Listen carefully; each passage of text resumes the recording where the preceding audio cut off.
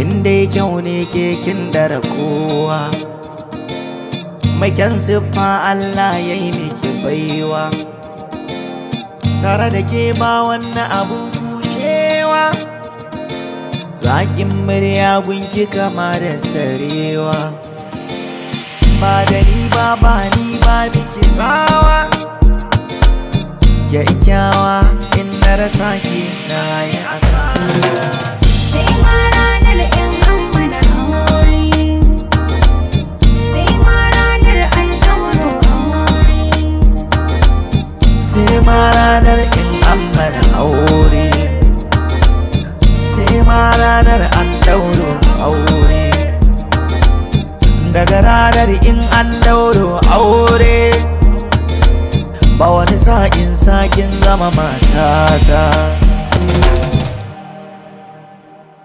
na baka rayuwata, na baka zuciyata, na gyale zancen 'yan mata, su ma sun san nai musu rata, ka samu zuci ka yada ta, yanzu kana son mu sasanta, Allah na san shi ne shaidata,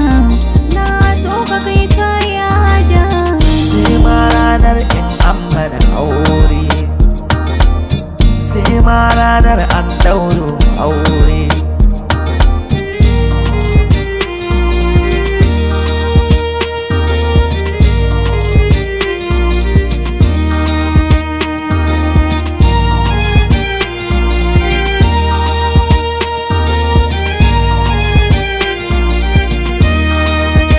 zan sangarta ki da soyayya, zan alkinta ki,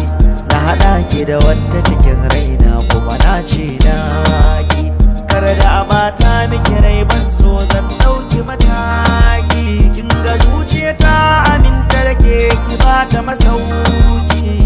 so da gauna sai ka jani wai ina za su kai ni, masoyiya karki gini farin ciki za na baki. Sai ma ranar in an mana aure, sai ma ranar an ɗauro aure, na saurari zancenka kuma lallai zancenka, za na gani bisa aikinka, in shaida salon naka, kaga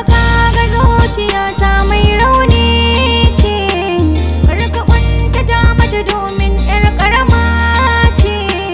kar ka sani na koka zuciya in ka sace, ni daga